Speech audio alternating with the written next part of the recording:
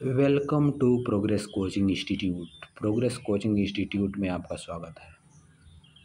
बच्चों, आज हम पढ़ेंगे क्लास 10th का चैप्टर 9 जिसका नाम है लाइट, रिफ्लेक्शन एंड रिफ्रैक्शन।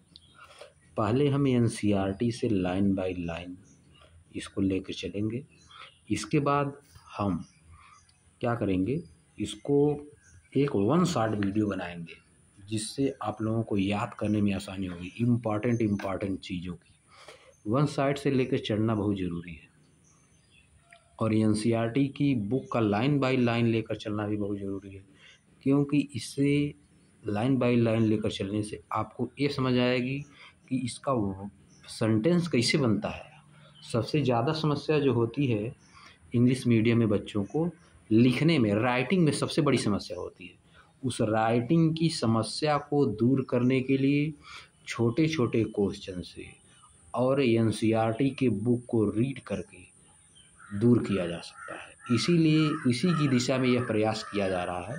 और वन शॉट तो बनाना बहुत आसान है, 1.5 घंटा का वीडियो बनेगा, आराम से आप उसको समझ जाएंगे। सब चीज़ आपको वहाँ से रटनी पड़ेगी, यहाँ से आपको समझ आएगा।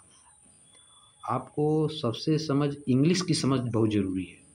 इंग्लिश में जब तक आप राइटिंग नहीं कर पाएंगे, आपके दिमाग में क्या चल रहा है, बहुत सी चीज़ें चल रही हैं, आप उनको जब तक नोट डाउन नहीं कर पाएंगे, उसको अपने शब्दों में व्यक्त नहीं कर पाएंगे, तब तक आपको मार्क तो एग्ज़ाम में मिलेगा नहीं।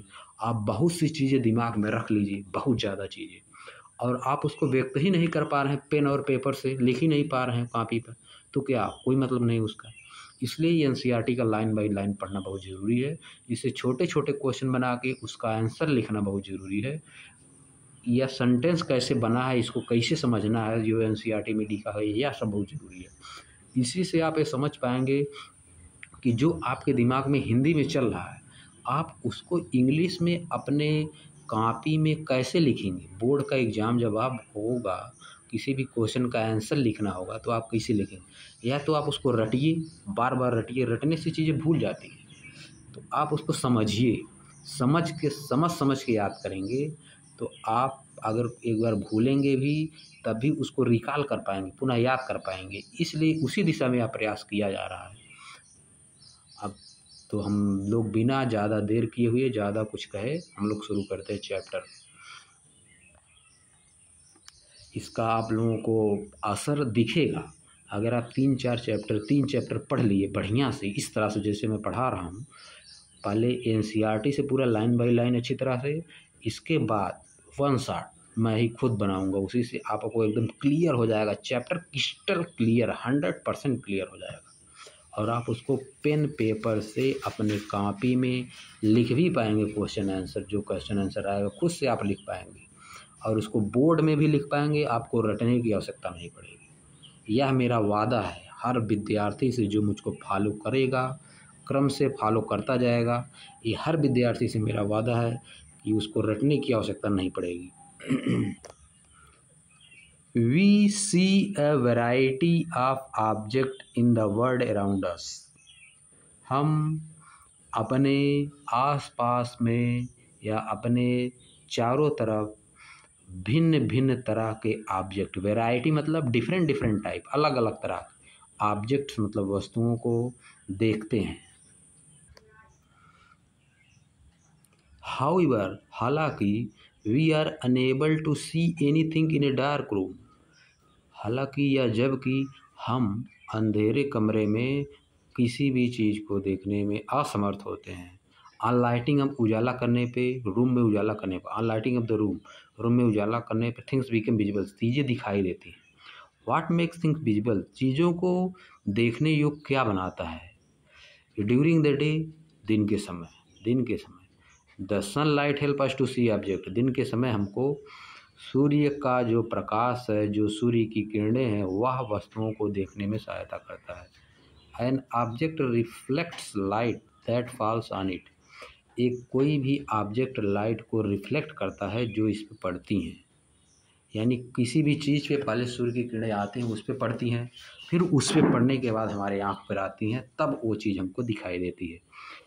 द रिफ्लेक्टेड लाइट यानी रिफ्लेक्ट, उस वस्तु से रिफ्लेक्ट की गई लाइट, उस पर पड़ के जो लाइट हमारे आँख पे आती है, वह रिसीव्ड बाई आवर आइट, जब हमारे आँखों में जाती है, enable us to see the things, तब वह इस योग्य बनाती है हमारी आँखों को कि उस चीज़ को हम देख सकें। We are able to see through a transparent medium, हम चीज़ों को एक ट्रांसपेरेंट मीडियम से भी देख सकते हैं।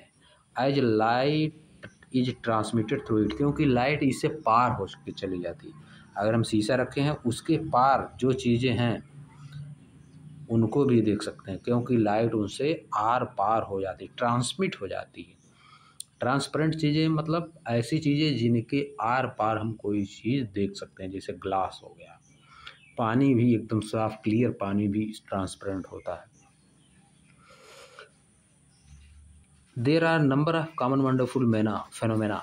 There are a number of common wonderful phenomena associated with the light, such as image formation by mirror. बहुत सी ऐसी आश्चर्यजनक घटनाएं हैं, आश्चर्यजनक चीज़ें हैं जो कि लाइट से रिलेटेड हैं, लाइट से संबंधित हैं। जैसे कि लाइट के द्वारा जो है, लाइट और मिरर को मिला के इमेज बनती है। जैसे हमारा इमेज, अगर हम शीशे में अपनी इमेज देखें तो इमेज बनती है, या कैसे होता है, लाइट के कारण होता है। Such as image formation by mirror के द्वारा हमारा इमेज बनता है, ये भी लाइट से एसोसिएटेड है। The twinkling of star, the twinkling of star यानी तारों का चमकना, तारे जो चमकते हैं, एक बार चमकेंगे फिर बुझते हुए मालूम देंगे, इसी को कहा जाता है twinkling. The beautiful colours of A rainbow, एक इंद्रधनुष के खूबसूरत colour. Bending of light by a medium, light by a medium, किसी भी माध्यम के द्वारा, मीडियम मतलब किसी भी माध्यम के द्वारा लाइट का झुक जाना, लाइट झुक जाती है मतलब एक तरफ मुड़ जाता है, बेंड मतलब होता है मुड़ना, मुड़ जाती है, एंड सो ऑन, इसी तरह के। Study of the properties of light help us to explore them, light की प्रॉपर्टीज की स्टडी इन तरह की चीज़ों को एक्सप्लोर करने में हमारी हेल्प करता है। By observing the common optical phenomena around us, by observing the common optical phenomena around us. Optical phenomena क्या होता है? लाइट से रिलेटेड जो फेनोमेना होता है, जैसे वस्तुओं का दिखाई देना और ग्लास के आर पार दिखाई देना, ये सब होता है optical phenomena. By observing the common optical phenomena around us, जो कॉमन ऑप्टिकल फेनोमेना हमारे तरफ हो रहे हैं उनको निरीक्षण करके वे में कंक्लूड, हम निष्कर्ष निकाल सकते हैं कि दैट माने कि light seem to travel in straight line, कि लाइट स्ट्रेट लाइन में चलती हुई प्रतीत होती है। द फैक्ट दैट, यह तथ्य कि a small source of light का एक छोटा सा source cast a sharp shadow of an आपकी ऑब्जेक्ट, यह जो है आपकी ऑब्जेक्ट ऐसे होते हैं जिनसे लाइट आर पार नहीं जा सकती, उनको आपकी ऑब्जेक्ट कहा जाता है। आपकी ऑब्जेक्ट का लाइट क्या बंद करती है? शैडो बनाती है, इनका शैडो बनाती है। Object point to this straight line path of light, the fact that a small source of light cast a sharp shadow of an आपकी object points to the straight line path of light. Light जिस path पे जा रही है, मान लीजिए अगर light के पाथ में, लाइट के रास्ते में कोई आपकी ऑब्जेक्ट आ रहा है, आपकी ऑब्जेक्ट मतलब ऐसा ऑब्जेक्ट जिससे लाइट होके पास नहीं हो सकती है, तो लाइट क्या करेगी, रेज क्या करेंगी, उसका एक शैडो बनाएंगे, जो ऑब्जेक्ट है उसका शैडो बनाते हैं। जैसे शाम को घरों का शैडो बनता है शाम को, और हमारी इमेज बनती है, परछाई जिसको हम लोग कहते हैं।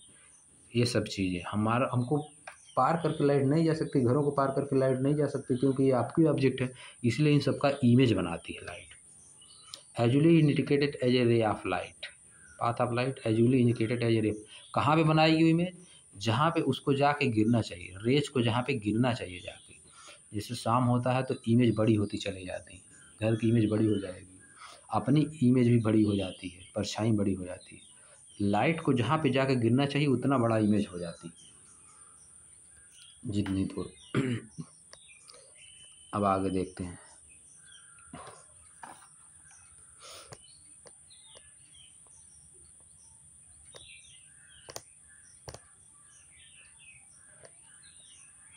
इन दिस चैप्टर, यहाँ से आगे से इतना छोड़ देते हैं हम लोग, इसको बाद में भी पढ़ेंगे।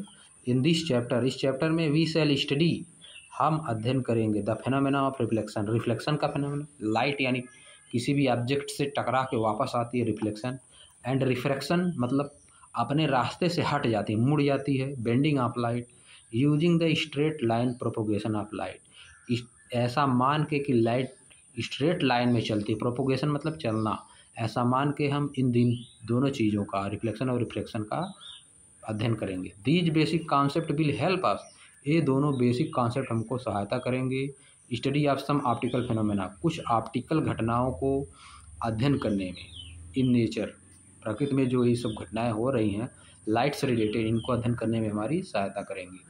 We shall try to understand this chapter the reflection of light by spherical mirror, हम इस चैप्टर में समझेंगे कि लाइट का रिफ्लेक्शन स्फेरिकल मिरर से कैसे होता है, स्फेयर मतलब गोले से related, and refraction of light, और लाइट मुड़ती कैसे है, and their application in real life situation, और रिफ्लेक्शन और रिफ्रैक्शन का रियल लाइफ में क्या एप्लीकेशन है, क्या यूज है, इन सब चीज़ों को हम समझेंगे।